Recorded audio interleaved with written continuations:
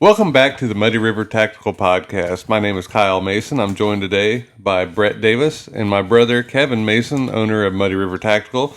And on this episode, we're going to be talking about outside the waistband holsters, the way we make them, what we think makes ours great, different ways people can wear them, different belt attachments, stuff like that. Get into a little bit of gear review today. We got a Eberly Stock Recon pack here.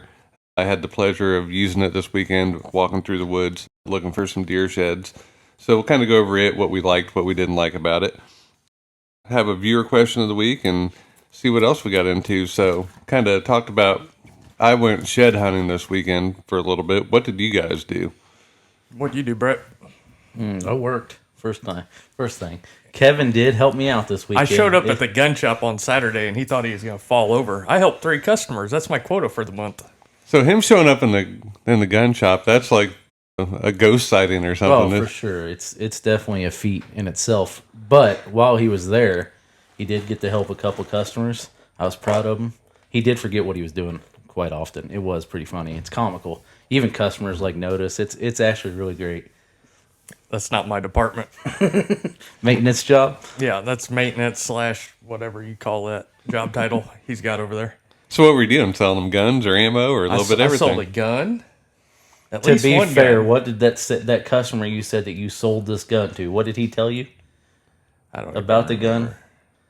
Oh, I may or may not have ordered it for him. Oh, well, he didn't close the deal last time, so I had to close the deal on the guy. Gotcha. Yeah, closing the deal is everything. If you don't, get it out the door, it doesn't matter. We can order 10,000 guns, and if we don't sell them, it doesn't matter. That's if you're wanting 10,000 guns, Kevin's the guy to do it. So, before we go too far, it kind of just segues naturally into this. We got an awesome viewer question of the week since we're talking about guns, selling guns in the gun shop. Mm-hmm.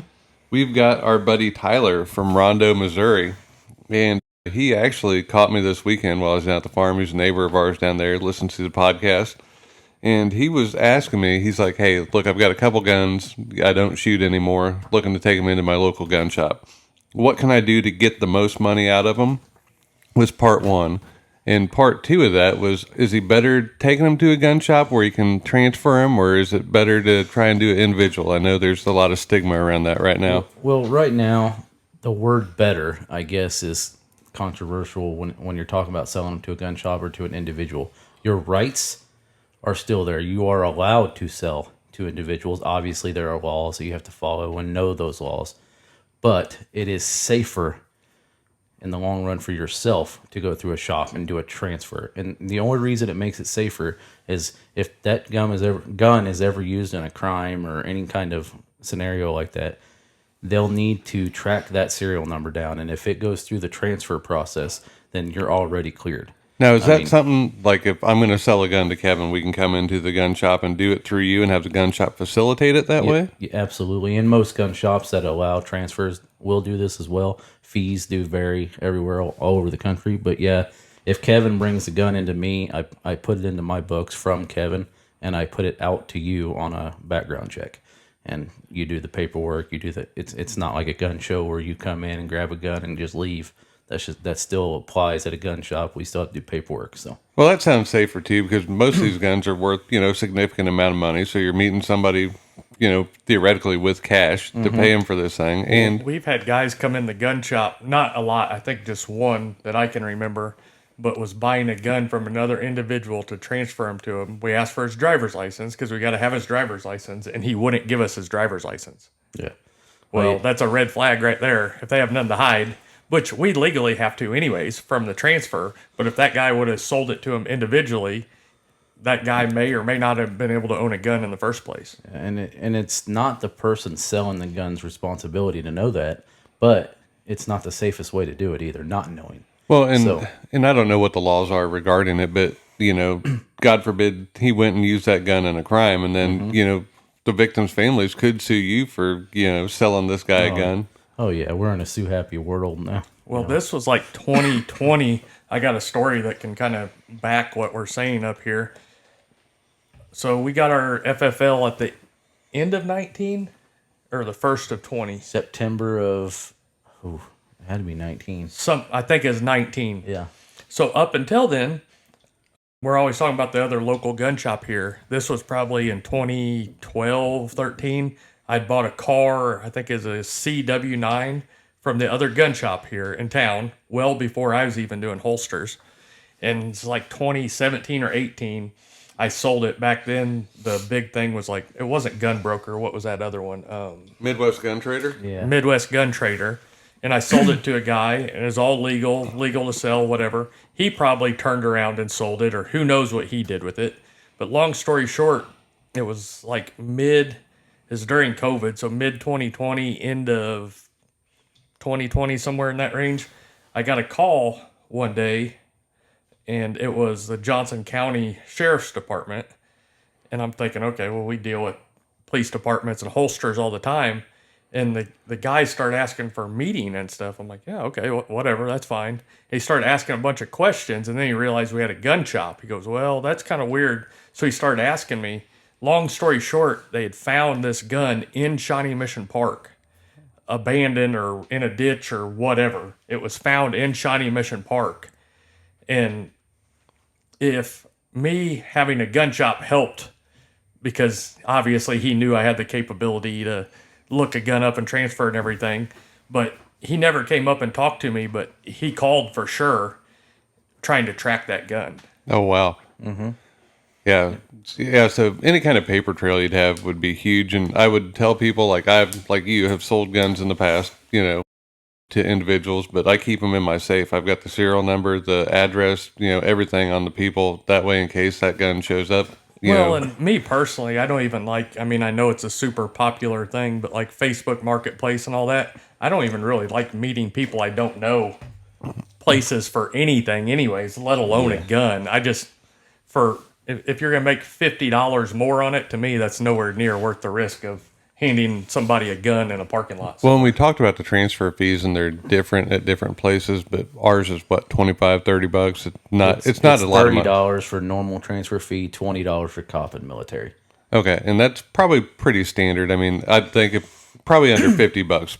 Wouldn't you guess anywhere you went? They're going up all over. Okay, I know local shop here is at 75 now at Frontier. Well, the thing with transfers is, and with us having the holster company, it helps where the holster company and gun shop work together as far as income and sales and stuff like that. But a straight gun shop, you got to figure transferring a gun is the exact same amount of paperwork as buying a gun and selling it ourselves. Yep. It's no different. And it's even more of a hassle because then you got the people calling going, hey, my gun was delivered 5 minutes ago. I'm coming to pick it up. And it's like, well, we haven't even put it in the computer or opened it. You got more hassle than selling a gun of your own. Mm-hmm. So people wonder like, well, they're just screwing me, charging me $50, other gun shops. But really they're not, because it's the same amount of work. If they're going to make $50 or $60 on one of their guns they sell, they have to do the same thing for your gun that you saved $20 on by buying somewhere else instead of them. And the other part about it comes in the record keeping requirements. How long are you keeping records on this gun? Well, that's just changed. It's lifetime of the business now. And once if the business ever closes or changes hands, we have to transfer all that information to the ATF. So that's a huge long-term commitment too, to make $50 on a transfer. Mm-hmm. So it's not just, they filled out one form and that's it. Well, and the ATF will call and track certain guns at different points, never tell you why. They'll ask for this serial number and who it went to or whatever to track where it went and the process of it. So, at that $50, you still did all the upfront work. But then you got to deal with calls if they call every day for a serial number on something you did, you got to spend labor time doing that. Yeah. That makes sense. So when they're bringing in these guns, and I know everybody wants, top of the market value, and any gun shop's going to be probably about half of what it's retail for. Yeah. So locally, I can only speak to what I know roughly around these parts, 50 to 60%. And obviously, that percentage can vary. Popularity of gun, rarity of gun, whether somebody at the gun shop would like the gun, whether it's our gun shop or a Cabela's, wherever it may be. Things can vary. I've seen guns come in that where I have trouble with is if they buy the gun from us and then they bring it back because they didn't like it, or it didn't fit their hand, or wife didn't like it, or they just don't shoot it, and they want to change it out, it still has the same problem. It's you're selling a used gun, and our margins are going to stay the same. And that's, sometimes, so get back to the question at hand a little bit. It's hard to answer this question and make customers happy, because Sure. a gun shop is the safest way to sell a gun, but it's not the most profitable way. Unless the only way I would say to ever make money on guns and to like get your money, the worth out of them, is to collect them, save them, and down the road move those guns, because guns will eventually, appreciate in value. Selling and buying it this year, next year you don't like it and selling it, you didn't appreciate any value. You're actually going to lose value on that. So it's hard to get that.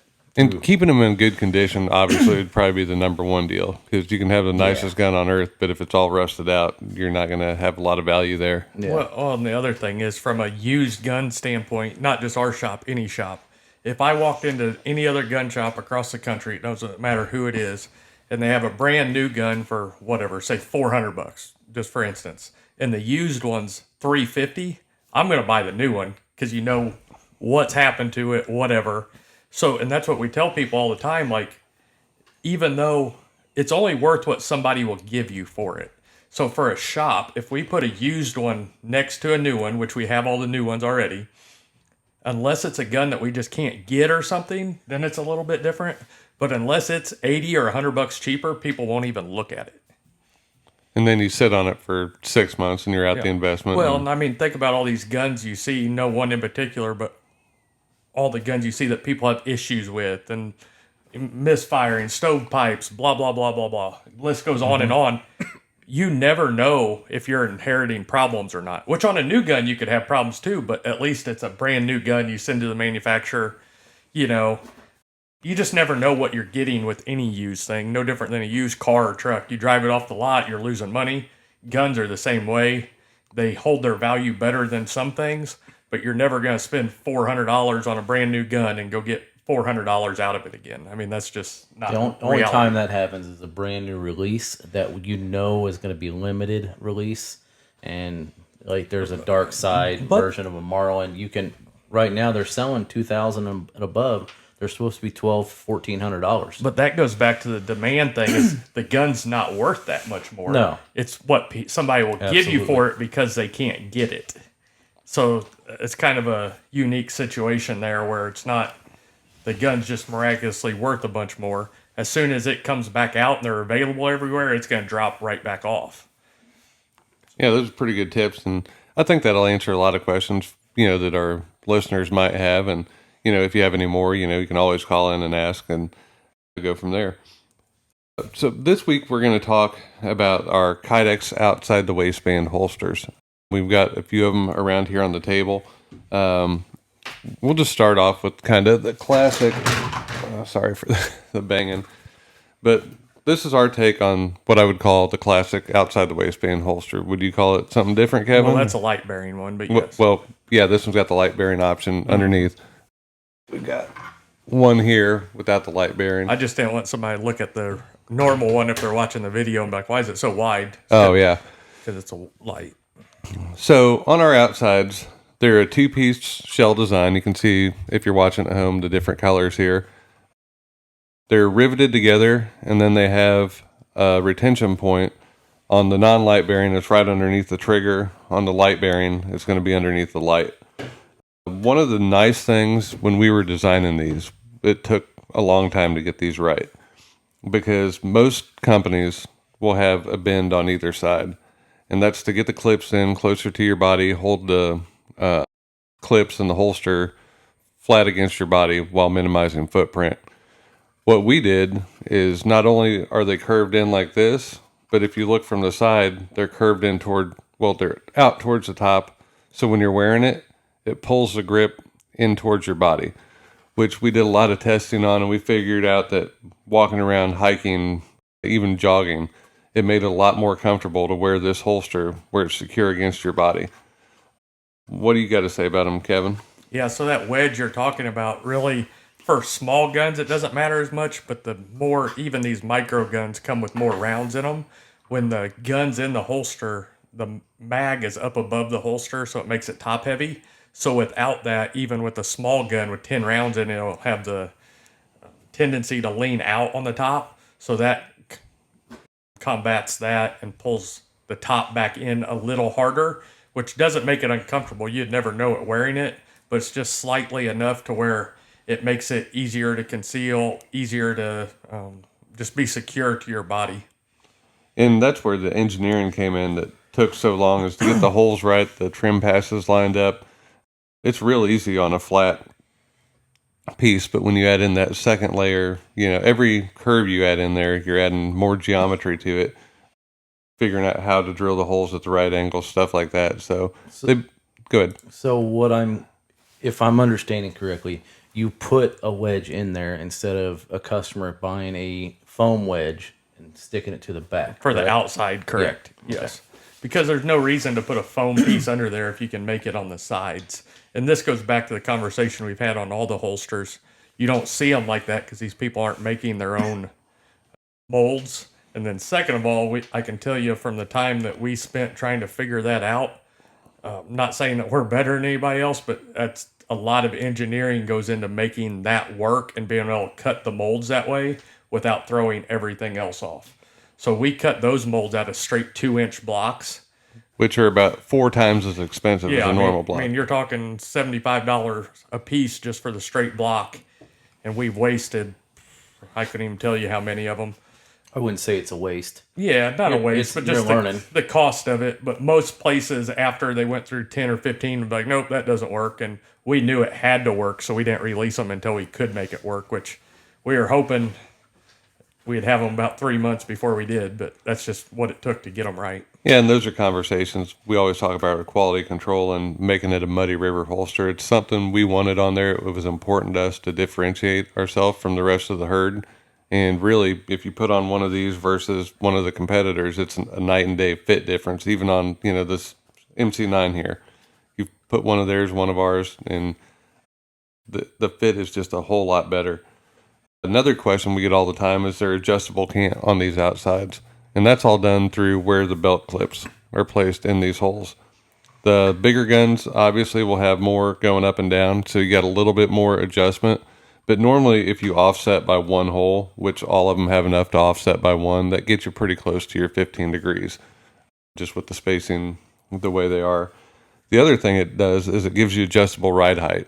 So you can bury it down, like this one here is kind of set in the middle, but this holster could go up or down depending on customer preference.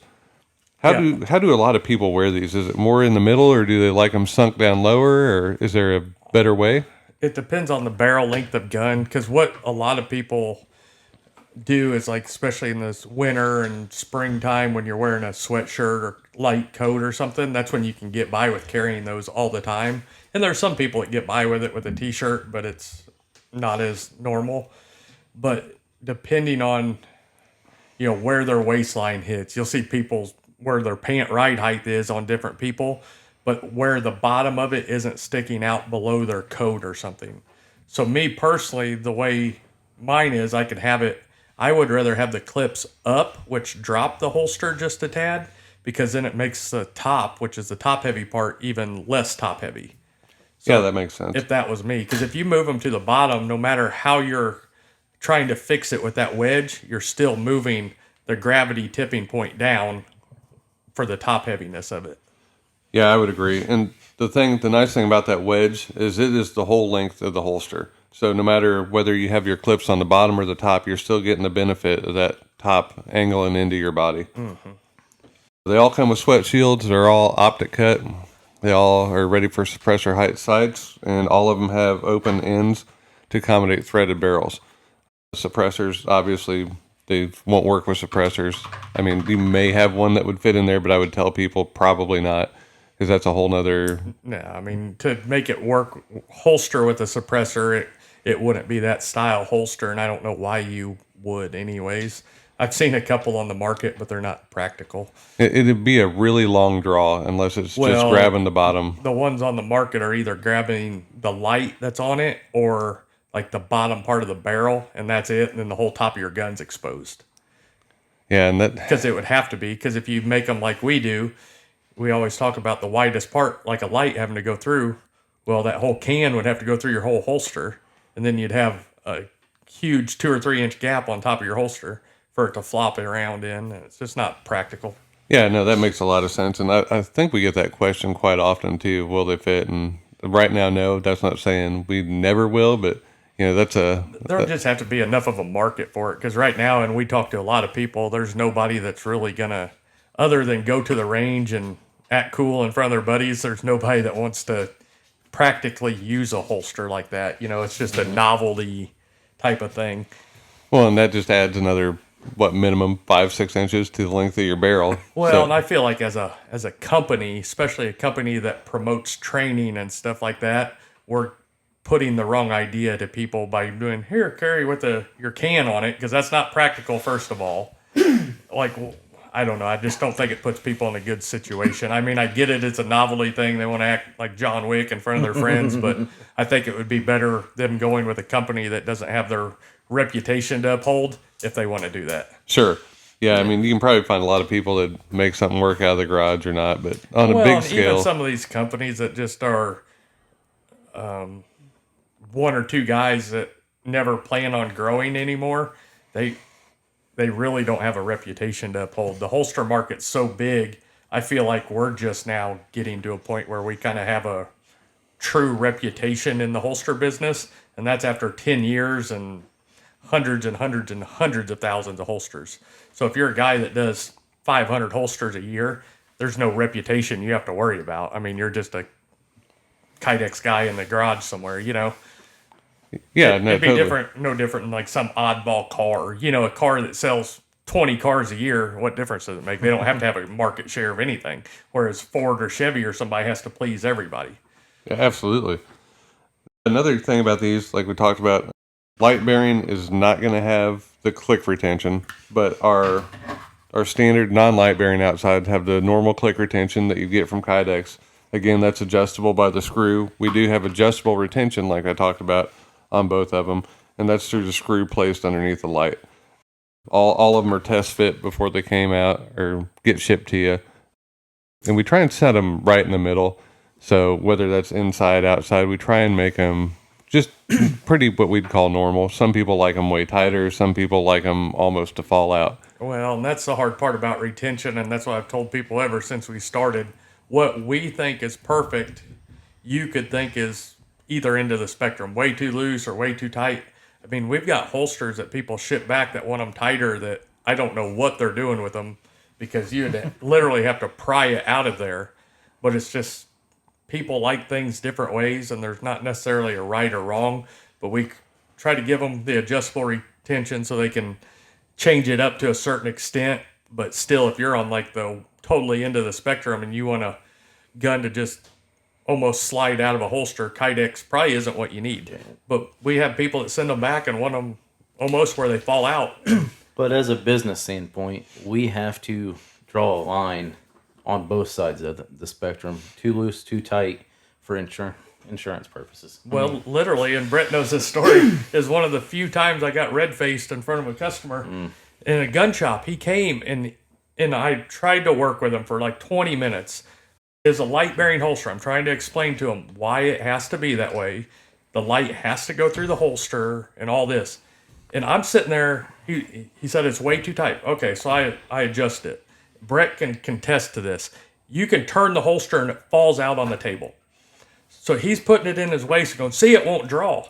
Well, he was drawing at an angle. I'm like, you can't draw your gun sideways out of a holster that comes straight back up. And he argued with me for how long? 15 minutes. And finally, I wasn't like, okay, we'll just refund you. Nope, that's not what I want. I'm like, well, I can't please you. And I can't make a holster that is like 45-degree draw. Yeah, I mean, we're going to have to change your clip angle to that angle so you can draw at that angle. And he's like, nope, that's not what I want. I'm like, well, then it's not going to work. It got to the unfortunate part where, all right, I'm going to put it on paper where you're taking all liability of this holster then. If this is what you want, we're not going to be responsible for anything. And he left after that. He's like, nah, we're not doing any of that anymore. So I think he finally got the point that that's what we cared about. We didn't, I mean, you want to do what you want to do with your own holster, that's fine. But for us, there's a safety side of it as well. Yeah, and that was one of those weird things. Like when I went over there, I'm like, okay, yeah, I've dealt with this 300 times. You know, there's nothing wrong with wanting it, you know, looser or tighter. But when you're literally, we're sitting here showing him like you're turning it and it's just falling out. How much looser could it possibly be without just rattling and like flopping in and out? And he's like, oh yeah, this is perfect. And then he draws it here and literally take this holster is like this. Instead of going up, which is what you have to do, he's pulling it like this. I'm like, well, it's never going to come out. Like, No. I would have to make you a holster that's a square and the gun just sits down in a box for you to be able to pull it out that way.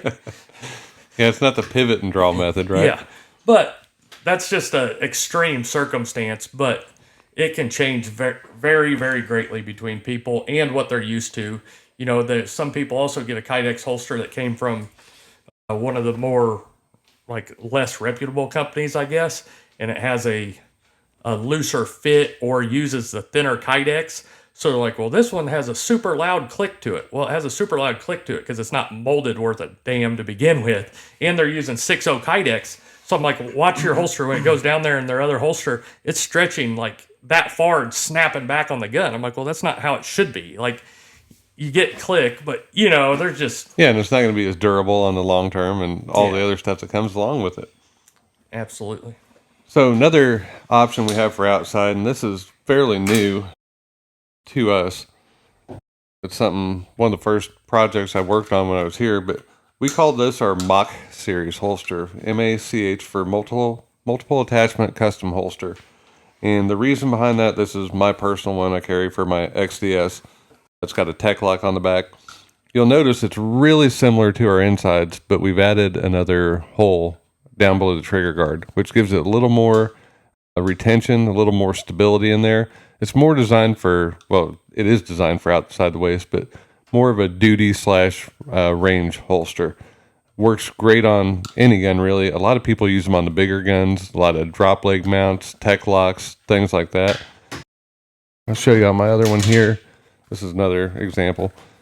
But we've got these multiple hole preps that go into the back of it here. So just like our insides have multiple hole preps for different clips, we've got different belt attachments that will fit onto our Mach series there. One of the more popular ones, I would say, is probably the Blade Tech Stingray. Yep. We sell quite a few of those. These will fit belts, up to 2 inches? Is that the deal? The Stingrays will go up to 2 inches, yes. Okay. And so will the tech locks. Okay, so the Stingray, and then here's the tech lock. And for you people on the road, feel free to look this up on YouTube or you can Google them. But they're both really nice clips. But the Stingray is going to go where you thread your belt through it. Gives it a little bit wider platform, kind of more stable, but it's curved to fit your body as well. And there's an adjustable belt for, what would you call it, like a blocking bar or something for different belt sizes. So if you have an 1.5 inch belt, you can put the bar up there where it don't rock back and forth on your belt. So those Mach series holsters are outside the waist, obviously, but they're made for duty and range use. They're not a holster that you're going to even attempt to conceal with. That's not what they're made for. We generally started them. You see a lot of guys with drop legs, stuff like that. Guys running Safari Land stuff. All the different Safari Land attachments will fit on there. So it gives them a holster where Safari Land, there's nothing wrong with Safari Land, but they're super hard to get and stay stocked because they do so many military contracts, police contracts. So that's why we don't personally have the Safari Land in stock, just because I don't want to carry it and then have to be out of stock for however long. So that's why we just do the Blade Techs, but we sell a lot of these holsters to people that are going to put it on Safari Land, and that's completely fine. We just wanted them to have a holster that they could use. And they can buy those with no attachments, just a blank holster. And I would say probably half of them we sell are blank with just the holes because they've already got a battle belt set up or something where they just want to switch guns and holsters on their one belt that's already set up, which is the way you should do it. So if they've already got one started, that's normally what they do. And you talk about like battle belts and chest rigs and stuff like that. This blade tech or the tech lock will actually fit on molly webbing. We tried it out. It fits, clips on nice. So if you've got a chest rig, that'd be a good option for that. We've got a pack we're going to review here in a little bit, and we'll talk about how that worked out. But that's a good option for people who are wanting the molly attachments. We've also got, and we sell paddle outside holsters also, which is kind of a different thing. But this paddle attachment will fit on the Mock series as well as our standard paddle holsters. Yeah, regular paddle holster right here. So the difference of the paddle holster is it doesn't have that extra screw retention over here, which it just makes it more streamlined. Generally, I would say the paddle holsters still aren't made to conceal, because you can see how a paddle, no matter what you do, kind of offsets your body. Some people try to do it. It's not what it's designed for, but this would be more concealable than a Mock series holster because you don't have the extra width and stuff like that. The main thing about the paddle holsters on either one of them is people get the paddle so that they can, if you have an environment where you got to take off your gun or something, you have to undo your belt to get one of the belt loop holsters off. Whereas this, you can pop off and on different things like that.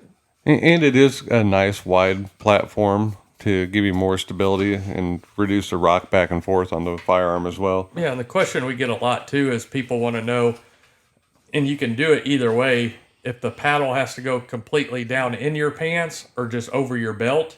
It can go either way. I personally would rather have it just over my belt. That's how I always where it did them. catches there, just because I don't like all that plastic against my skin there. Or when it's against your jeans or pants, you don't notice it as much. You did a YouTube video on that, didn't you?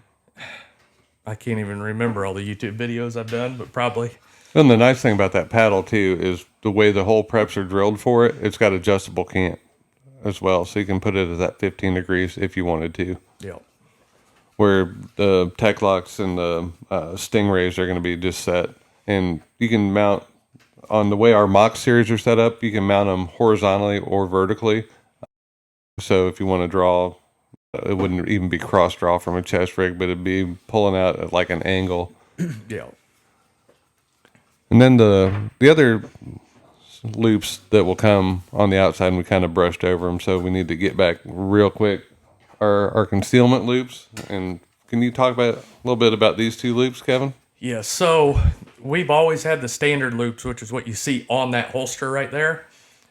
They didn't work as well on our old style because it didn't have that wedge built into it that we were talking about earlier towards the top. So that's why we always used flat loops on our old ones. Now, I personally think those standard loops work better, in my opinion. It keeps it a smaller footprint and still pulls it to your body. But that's the reason we have both. I would say people that really want the other ones are people that just got used to our first holsters, and that's just what they're accustomed to, which is fine. So now on all the new ones, we send you both clips. Those concealment loops, though, those flat ones that he has in his hand, only go up to 1.5 inch belt. So if you got any belt bigger than that, it will not. Whereas those standard loops, they're tapered, so they'll fit 1.5 inch to 2 inch. So the way they're tapered at 1.5 inch, it still doesn't rock because it tapers it down. That makes sense. And like you were alluding to, a lot of people use these because instead of having to engineer a holster, they can make a flat holster that's ambidextrous, for lack of a better term. I mean, they'll have dual sweat shields or no sweat shield at all, but it gets them away from putting the angles into it, which makes them easier to cut, less engineering. Well, and you still got the same top heaviness problem no matter what, unless you put wedges in there somehow, or like we have by engineering those. So it just depends on what you like. I just personally like the smaller footprint of having the standard loops behind the holster. Yeah, I totally agree. Brett, what are your thoughts on them? What do you like? What do you don't like? So I sell in the gun shop majority the outside the waistband, like on the belt for concealment, like Kevin was alluded to. Probably the paddle holster the most, ironically, for like range days, walking through the woods, stuff like that. They're not usually, like, I try to tell them that they're not easy to conceal. I mean, most outside holsters, you got to have a jacket, sweatshirt, a scenario like that. They are definitely the most comfortable. I mean, that's that's the way I go. I got a belly. I mean, let's be honest. Inside the waistband's a foreign object in my waist, so I like to go outside the waistband. I'll probably do the belt holster the most. Yeah, and like I said, mine, I prefer the tech lock just because it clips on the belt. It's easy to come on and off. I don't have to take off my belt to do it. When you're carrying, Kevin, what are you carrying? When I do carry outside, it's normally like at the farm or something. Any of them are fine, but I like the belt loops. I just like it. You never have to worry about it secure or rocking or anything else. It's just very tight to your body. Like you almost forget it's even there. So And like we're up in farm country per se, and ag ground and stuff. And if you're climbing around on a tractor or working on something, it's not rocking, or you're not worried about hitting it on something. It's just closer to your body, helps with concealment, but it also, in my opinion, helps with the security of it. Whereas a paddle holster offsets, so it's automatically less secure, more likely to hit something. It's just what you're used to. But a lot of people, like Brett said, we sell a lot of paddle holsters around here because a lot of people are taking them, say, mushroom hunting or whatever, coming in the spring, or just want to quickly put it on, go walk through the woods, or go around the farm or at the shooting range. Just something quick where they're not undoing their belt to switch between guns. yep. Now, as far as these go, the carry position, is that almost always 3 o'clock where they're carrying outside? Generally speaking, yes. I would say yes on all of them, except for sometimes the regular outside the waist ones with loops on them. People will sometimes carry right behind the hip, but generally speaking, 3 o'clock's the most common. And that's why we put adjustable cant into them, just because you never know. People have all different circumstances, but most often people don't use a cant angle on them at 3 o'clock. The only time cant really comes in is if you're trying to carry it like 4 or 5 o'clock, which is not near as common with outside the waistband. So, people who are new to outside the waistband holsters, is there anything they need to know, or is it a pretty entry level, pretty easy transition for them? I think it's just like we talked about in the last episode, inside the waist isn't for everybody, but don't think there's no holster on the market, whether it's ours or anybody else's, that's going to make an outside conceal like an inside the waistband holster. It's just not possible. So any company that's trying to tell you they got an outside the waistband holster that conceals as well as an inside holster, it's just physically not possible. They're selling you a bill of goods, so to speak, on that. So just keep that in mind. Not saying you can't do it, but what gun you carry and things like that make a huge difference. And the thing I would say, just from an engineering standpoint, is ours are designed to be worn left-handed or right-handed, and we have different molds for both. You see people making them that are supposed to be ambidextrous, but we went away from that because we've got our dual wedges built into them. We've got our sweat shields. Everything that goes into them makes them more comfortable. So just remember that if somebody's selling you something that's designed to be ambidextrous, there's got to be a give and a take. Yeah, it's got to make it more bulky. I mean, just like we talked about, they're not as concealable because they're outside your waistband to begin with. And then, they're a little bit more bulky than an inside holster. So, I mean, there's a lot of things that go into it. But then if you add somebody trying to make it good for both, it's making it more bulky on top of that already. And they've got really long clips to try and make it back to your belt to hold it somewhat secure and form-fitting as well. Yeah, I mean, there's just no good way to do it. So outside the waistband carry is great. I think a lot of people utilize it in the fall and winter months, which I do as well. I think that's a great thing. But if you're walking around in shorts and a T-shirt, you probably need to reconsider. Probably not for Palm Beach is what you're saying. Yeah, I mean, there's just not a good way to do it. Unless you wear a shirt that's 2 times the size you need, there's no good way to do it in that atmosphere. No, that makes a lot of sense. You guys have anything else on outside the waistband holsters before we move on? I don't believe so. I think that's pretty much the gist of it. But as always, if you guys have questions, email us at support@muddyrivertactical.com. We're always there. Or leave in the comments other questions, and we can bring them up on other podcasts, or I can even do some YouTube videos on individual subjects on that holster. If you guys are interested in anything like that, just let us know. I have a little technical question for you, Kevin. Is the outside holster same thickness as your inside holster? Yes. Yep. It's all 80 Kydex. 80. Perfect. All right. So, again, we are not sponsored by anybody, but as we get different tactical gear in, we try stuff out. We like to let people know. And maybe save you some money or maybe turn you on to something good. The pack I'm holding here is an Eberly Stock Recon pack, and it's 4 binoculars. I use it right now this time of year out shed hunting. It saves me probably miles of walking every time because you guys know how it is. You get in the woods and every stick looks like an antler. I saw one, I thought I'd found an 80-inch antler side down at the farm. I mean, because it was all palmated out and everything. And even through the binoculars, it looked like it. I was like, man, I hit the jackpot. And I get over there and it's a cedar tree that had been knocked down and covered up by limbs and, leaves and everything. But I got this Everly stock basically to carry the binoculars around. Wanted something where my binoculars weren't banging off my chest all the time. And overall, I'm really happy with the pack. It's got a nice soft feel to it. It's got straps. The straps are completely removable. There's 4 clips that hold the straps on. Really nice. A lot of adjustability. And they've got these molly loops on the back plate where you can put like a first aid kit or something if you want to. I don't have anything on there right now. And then they've got these little wings on the side where you can attach other packs. And just for Brett, Brett talks about liking to carry his snacks. So on mine, I added a little rangefinder pouch. Got a little Debbie pouch. You got the Nutter Butter, so I brought you some. Thank you. Brought you some Nutter Butter. You're not getting that back now. We'll lose him the rest of the show if you hear crunching in the microphone. So Everly stock, you can market that as the Nutter Butter pack if you want, and send Brett one, so he's got one for his journeys. But overall, it's a really nice pack. I got an initial question just by looking at it. I haven't even touched that thing.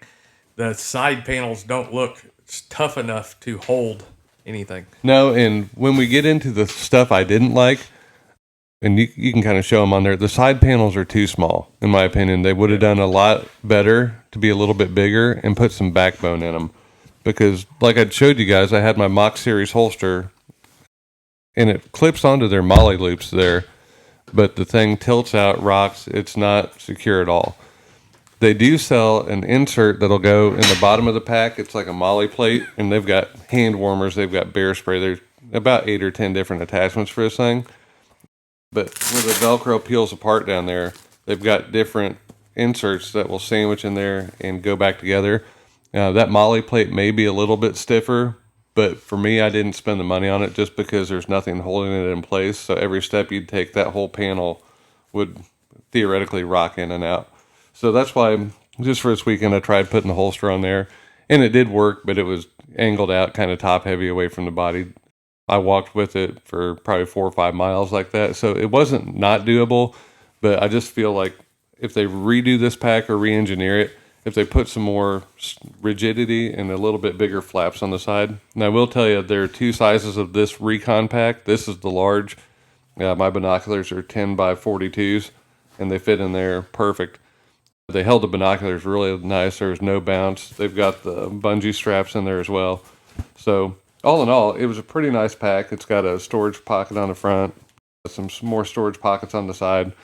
So if you're looking for something lightweight, not real hot, it's a pretty good little pack. It runs about $120, I think, just depending on where you get it. I think I got that off Amazon. But they make a whole lot of other outdoor packs, and maybe we can get some of those in the future and try them out. Well, showing that right there is a prime example of when we talked about the chest rigs last week. That's a prime example of why it's so hard. It's the way they did that is because they're doing it for comfort and not so much worried about everything else you're carrying. Whereas if we did a harness just like that, even though it's comfortable for that, you put the weight of a gun hanging right there, you're going to get all the top heaviness of, like we talked about, the outside holster. So that's a prime example of I know why they did that, but then it's a downfall in other ways. And, to their defense, that side panel is probably not meant for mounting a firearm on, or the weight of it. It's probably meant for Brett's small little Nutter Butter case, or, the rangefinder, or something that's not going to weigh a ton. That's not a big enough snack bag for Brett. You're definitely not lying. Well, he can get that molly plate underneath it and have a whole, grenade holster full of them. I wear a whole backpack for my Debbie cakes, okay? Well, then what do you wash them down with? Diet Coke, or what's your go-to drink? Dr. Pepper. Dr. Pepper. The worst drink on the planet. So full-leaded Dr. Pepper. No, 23 flavors, baby. Like the Colonel, blend of herbs and spices. He wonders why he may or may not be diabetic. There's no may or may not. We're probably fully there now. We're gonna have the medical professionals calling on Brett Yeah. in a minute. So yeah, that was our general thoughts on that Everly stock pack. I'll update you guys as we use a little bit more, and like I said, hopefully we can try some other packs. I've got a Tenzing pack. Is that how you say it? Don't ask me. I don't know. There's so many on the market that I've got one of I know what you're talking about, but I can barely read or write. So I'm going to skip that. So sorry to the manufacturer of that fine pack. That one's actually a nice one. It goes over the shoulders, and it's like a reverse fanny pack. So you're carrying everything, across your lower back, and then it buckles up front, which I use all the time out bow hunting. So that's kind of my go-to hunting pack, and we'll bring that in and talk about it another day. Well, if we had an engineer on staff, he'd probably be able to make one of these chest rig Well, we probably could. harnesses, but We're working on it.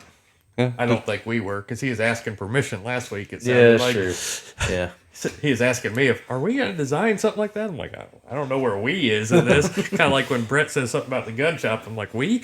Do you really want to turn me loose on my own designs, or would you rather have a little bit of guidance to the madness? Yeah, I better babysit. Yeah, probably a solid idea. We still got to get them sidecar things rolling. Hey, did you tell them how good they fit? Did anybody mention any names on that, by the way? No, nobody has mentioned a name on the sidecars, but we do have the best listeners on earth that prove my point. So somebody wanted to prove Brett wrong, and we were talking about the cows kill more people than sharks. Well, Kyle Tyson, who we all know Kyle, he shoots me a message this weekend. He's like, dude, I hope I'm not too late, but I looked it up on Google. He's like, I couldn't believe it, but you were right about the cows. I was like, no, really? So he tells me that sharks kill 5 people a year. Horses kill 20 people a year. Cows kill 22, and this is worldwide, not just North America. Crocodiles eat 1,000 people a year. Now, that's a ton of people getting eaten like Captain Hook out there. Like, I wouldn't have guessed 1,000 people, but deer kill hundreds of people in auto accidents, and I'd bet it's more than hundreds. It's got to be, wouldn't you guess, thousands of people? I don't know how many it kills, but it definitely damages some cars for sure. But according to Kyle, the most deadly animal is going to be mosquitoes, and they kill hundreds of thousands I can believe that. through malaria and stuff like that. Especially worldwide, yeah. So I gotta say the shark thing can't be real accurate. Bahamas alone, we're at like 3 right now. I mean, Which Bahamas is kind of a joke, because we're all going to the Bahamas. When is it? August? yeah. Yeah. August, so Well, and remember our wives had that off-coast swim that they'd all scheduled together while we were going fishing? Yeah. yeah. They said they wanted to go swim like 3 or 4 miles out, open water with the sharks, and we told them not to, but they all wanted to do it, so... Well, more power to them. So when Kyle started telling me this, I went, and the most recent was from 2016, and mosquitoes are number one with a bullet according to this study, and they say 780,000 people a year died of mosquito-related deaths. So whether, I don't know, typhoid fever or whatever, horrible disease you get from mosquitoes. And snakes are next. 75,000 people die from snakes. I'm surprised ticks aren't on the list somewhere with all the Lyme disease. And Too soon. Too soon? R.I.P. Tabby.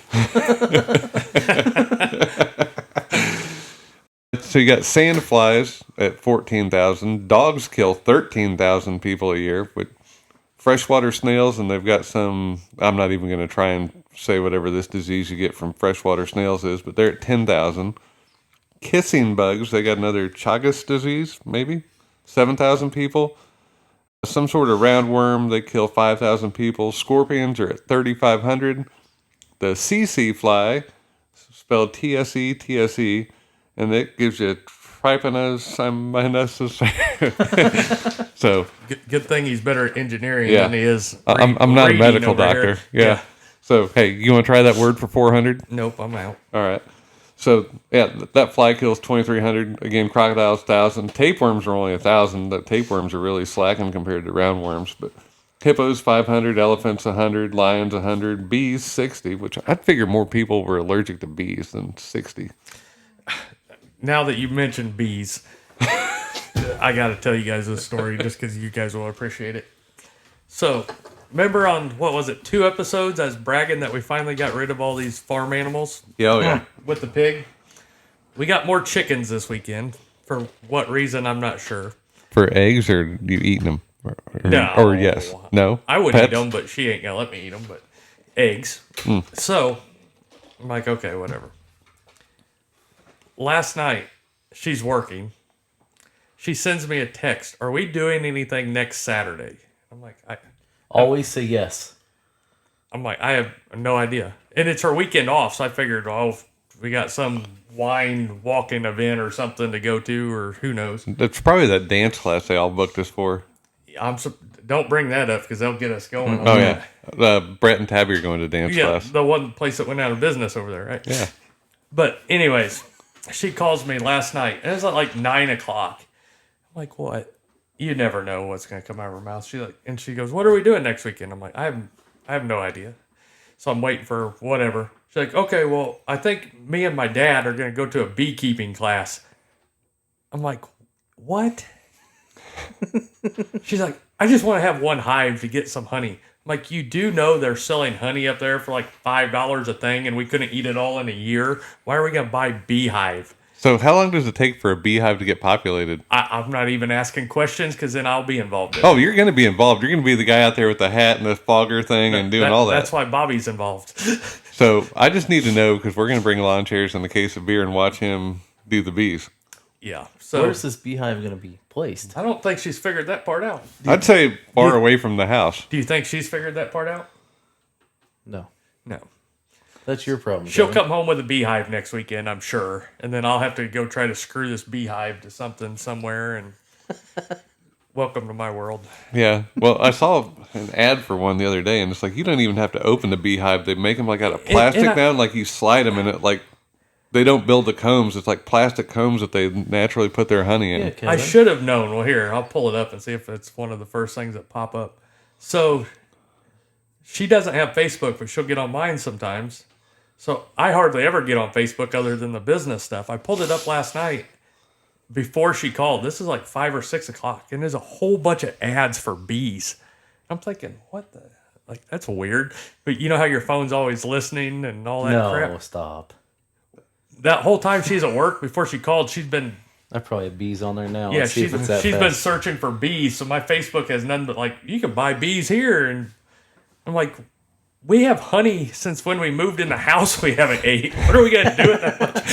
You're going to have a roadside stand. Or, hey, I know there's this really good spot of property on 92 Highway where we could put a little stand in the parking lot. Brett's boss is going to make him sell it out of the gun shop. You can sell that on Sundays. No, she'll have people from Swap and Shop. Oh, no. Guaranteed she'll have people from Swap and Shop coming to the gun shop to pick it up from Brett. So in about 6 months, you can look for Muddy River honey at the Muddy River Gun Shop. Nope. I'm out. Not doing it. Going to end up like that kid on the Macaulay Culkin movie getting stung to death by bees out there. Yeah. Well, the bad part is I'll forget. I'm not used to having bees around. I'll forget, go ride the side-by-side from it, and on the next episode, I'll be blown up like a beach ball. They're going to go to the wrong class, and you're going to have ground hornets instead. Those things ain't no joke. We had those in our house when we lived down by you. Yeah. You were there. Remember, it's like Jordan's early birthday Oh, party. yeah. Them things came out of nowhere. It's like Tommy swarmed Boy, the you're whole out there backyard. running around. I had yellow jackets chasing me and my golden retriever in Texas. Oh, all we the got- way into the house. Remember? We put gas down in the hole and lit it. The hole came out all the way on the other side of the yard. You should have seen them coming out the other side, and it just pissed them off even worse. It made it worse. I thought it was going to kill them. It didn't kill them. Speaking of those, remember before you bought the farm, we were up there weed eating around the pond that day. And I'm up there, and Kevin's got the rights to hunt up there at the time, and I'm just trying to help out where maybe I can go hunt once in a while, right? So he's like, well, I need to mow. Come help me mow. So we're up there mowing, and he's on the tractor, and I'm on this shitty little rider, and riding around. Well, we get over by the pond, and he's like, that pond dam there needs weed eated. So I'm like, all right, and it's 98 degrees out, and I'm not going to say where Kevin's house is, but it's 35 minutes from the nearest hospital. Probably. roughly. Yeah. So, Close. so we're out there, and I've been stung by bees about 4 times in my life. Nothing bad happened, but whatever. So 98 degrees, I'm out there running a weed eater, and I'm in jeans and my muck boots and everything, and walking along the edge of this pond bank, and Kevin's driving by on the tractor with the brush hog going, and all of a sudden I'm walking and I like step, and my foot goes down about 2 feet, like right on the edge of the pond. And I'm like, and the grass is up to my waist, so I'm like stepping out, and I don't think anything. I go back to weed eating, and here comes Kevin by on the tractor, and as he's coming by, like right on my elbow bone, it feels like a rock got shot out of the brush hog, like hard enough to drop the weed eater. I'm like, damn it. And like looking down, well, I look, and there's a ground hornet going, like right on my elbow, like in the same spot. I'm like, what the hell? I look down, and my boots are covered in these things. I'd like stepped down into a nest of them. He looked like Jesus walking across water coming out. Like, this fat boy, you haven't seen him run like that in years. So I'm booking it across the field, and he's like laughing on the tractor. And He wouldn't even go get the weed eater. the weed right? eater's He'd go still get the damn running. Weed eater. Yeah, and like from 15 feet away, you see 100 of these things. I'm like, nope, that's your weed eater. It can live there.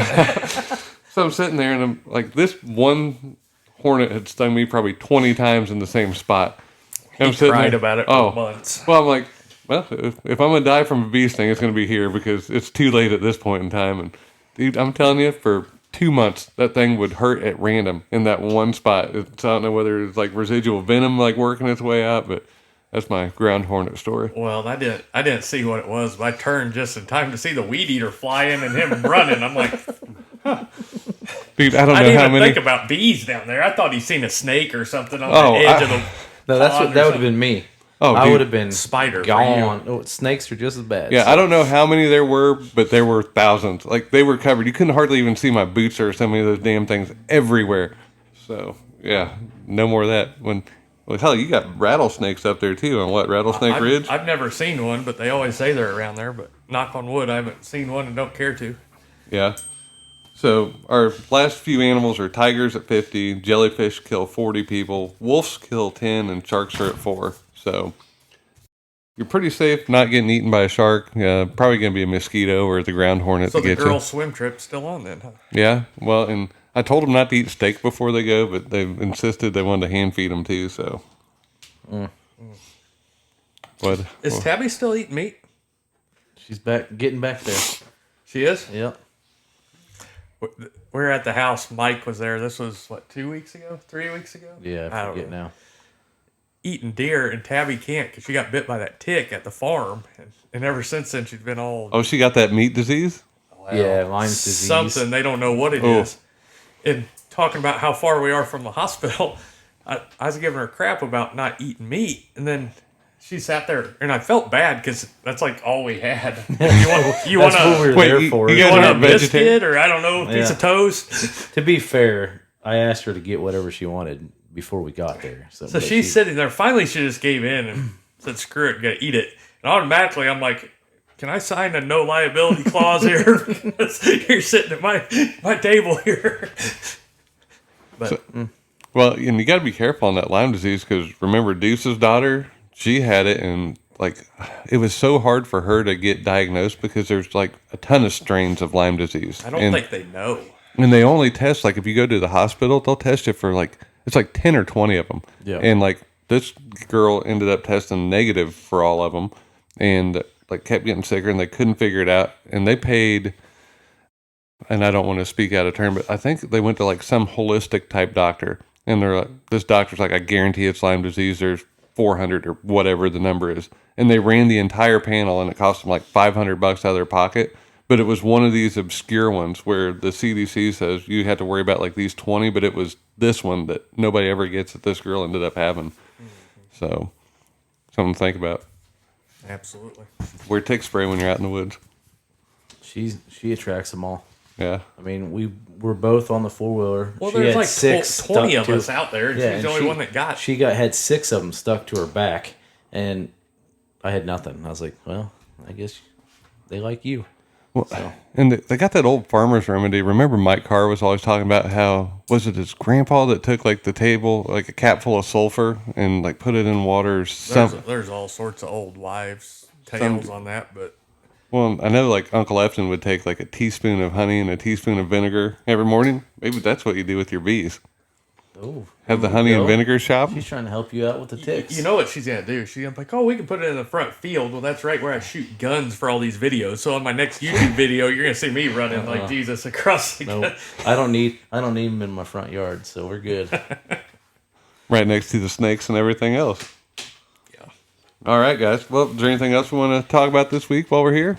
No, just to give an update on the sidecar holster. We talked about last time about putting the different parts on them. We finally got our big blanket order confirmed on one of the parts that we need for those. They're about 3 or 4 weeks out to start getting them in the bulk we need. So I would say your side will probably be done by then. We're not going to release every gun in them. It's going to be probably 10 or 15 to start, and then we'll add as we go. But here in about 3 or 4 weeks, the whatever we end up calling them, the sidecar style holsters will Which be we available. need your input, people. Send Yes. us a like. We will send you a free holster if we're making one for what you We'll like. send you a whole pack of stuff if you come Yeah. up with a good name. Yeah, not something somebody else has got. So make it cool. Something Western, something tactical, something cool. We're really pretty open to suggestions. Yeah, we've put all of our time in on making the product work like it should over the last over a year of trying to figure it out, and we finally got it how we want it. So if you guys come up with something great, we'll send you a holster, hat, whatever. So, what guns do you foresee doing initially? I know we talked about the Legion. We've got that one ready. The MC9, maybe a Reflex. Yeah, probably what we'll probably do is just go off of our 10 most popular pistols that we sell mostly inside holsters for. The AX 365 AXG will be on there for sure. The X Macro, Glock 19, because you can never not do a Glock 19 for that style stuff. Glock 43X, Mechanic MC9. Masada Slim, maybe? Well, I wish they'd let those guns go. I wish we could order some of them. Yeah, the Masada Slim's a great gun, and not to get on a rant about that, but they're hard to get, and I don't know what's going on there.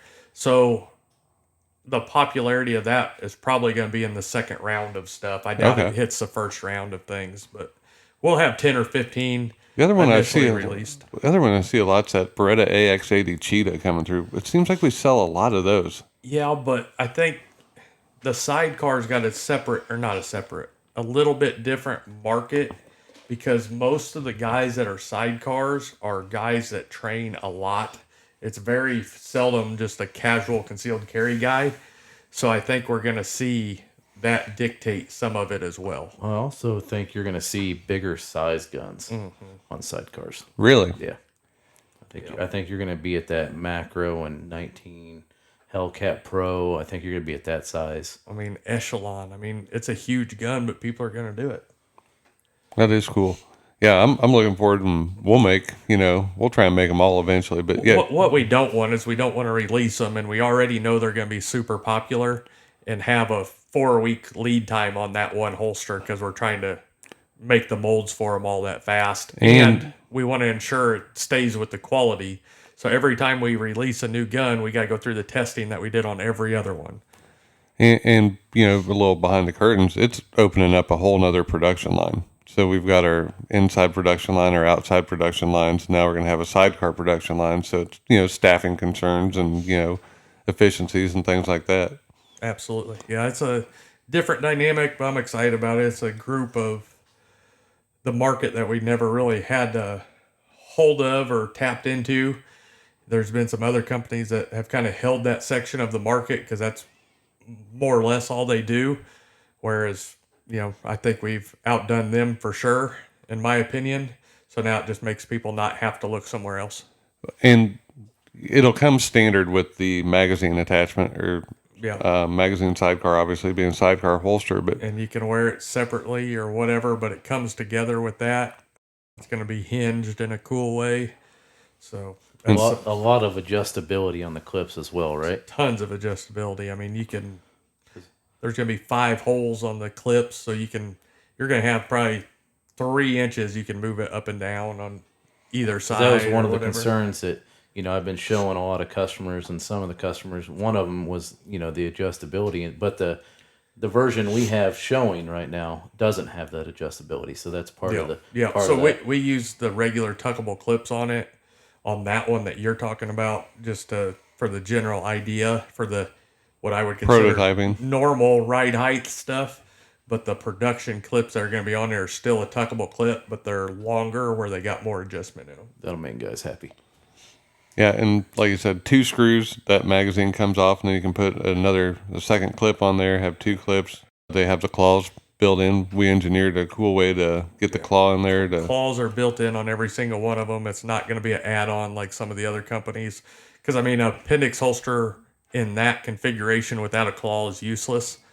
So we're not going to, it's just part of the holster. It's not an add-on. It's engineered into how it works. And the mag carrier's got the adjustable tension plate in there, so you can tighten up your mag or loosen it up, and adjustable retention on the holster side as well. So everything pretty much customizable to what they want. There's nothing you can't adjust on that holster. And being hinged like that, if you do want to take it apart, you don't have to have a master's degree in basket weaving to try and rig paracord or bungee or whatever material back together. Yeah, and you don't have to listen to your Kydex scraping on top of each other when they're bungee corded together. And that was the weirdest thing when we were doing our testing and prototyping. You put those on, and I know that's how a lot of people make them, but you sit weird and you get a twist like this or overlap or rubbing. Well, we know why, because just to not get too deep into it, but the hinge we use is $7 or $8 per hinge at bulk pricing. So if you just go buy one hinge, it's a $20 or $25 hinge. Whereas paracord, anybody can buy it and have 25 cents a paracord to hold it together. And I know we talked about it, but it is where the value really comes into ours. They're going to be competitive price with everybody else, but you're getting, the hinge, which is expensive. You're getting these extra clips. You're getting a claw. You're getting the adjustable mag plate. You're getting a ton of upgrades. But we're just giving you as part of the standard deal because that's what's right, and that's what makes it a Muddy River holster. Well, that one, like you can consider an inside the waistband holster as like an inside Kydex as an entry level holster because people do all sorts of things with them. This is more of a dedicated use holster. It's not carrying that way is not an entry level way to carry. Mm-hmm. So it's way more advanced than what those are. And that's why I asked about the adjustable clips, because that's what my customers were telling me, that it took them 2 weeks sometimes to get these adjusted out. And once you get it adjusted, they're phenomenal. But it does take some tinkering to get them, perfect. Just the way you like it to fit your body. Like I said, it's the ride height mainly. Everybody, it's going to be different, but you don't want it in the pinch point of your legs. It's got to be high enough where it's riding with your torso to some extent, unless it's just pinching on itself, and it's never going to be comfortable. Yeah, I really look forward to getting these out, and they can check it out on all of our socials. We're going to be talking about it on here. We'll have... And the week they release will be the week that we have the in-depth podcast on it as well, which will be part of the release.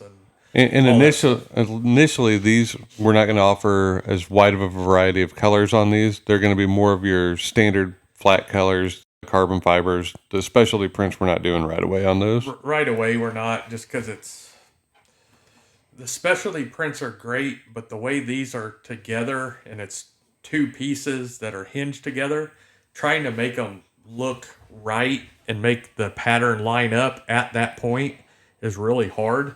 So I think it doesn't look as good because you may get half a pattern here and then the other half starting there where it looks like it's dead-ended. It's definitely something somebody would never think about unless you do this every day. And most companies wouldn't even think about it. They'll go, oh, that's just how it is. But when somebody's going to spend that kind of money on a holster, I don't think that's doing them any justice. Mm-hmm. Yeah, and if it's not something we'd want to carry or feel good about showing off, again, it's like Brett always talks about, that's a Muddy River holster, and the pattern's not lining up, it's not a Muddy River holster. Yep, absolutely. No.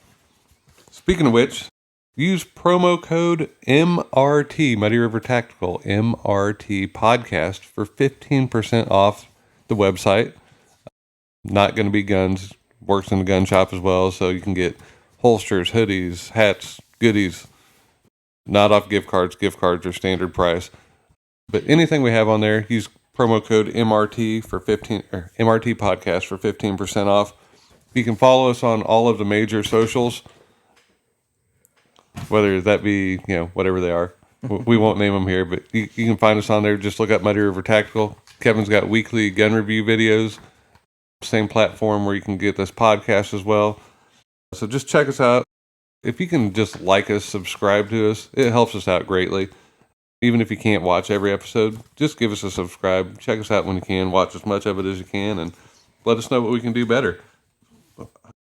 Other than that, Quentin Cox does our music for us, does a real good job. He's got shows coming up all over here, so if you're local to the Kansas City area, check him out.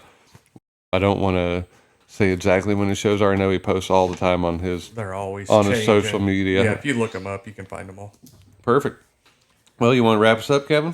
Yep. Thank you guys for joining us, and keep practicing and always be prepared. Thank you, everybody.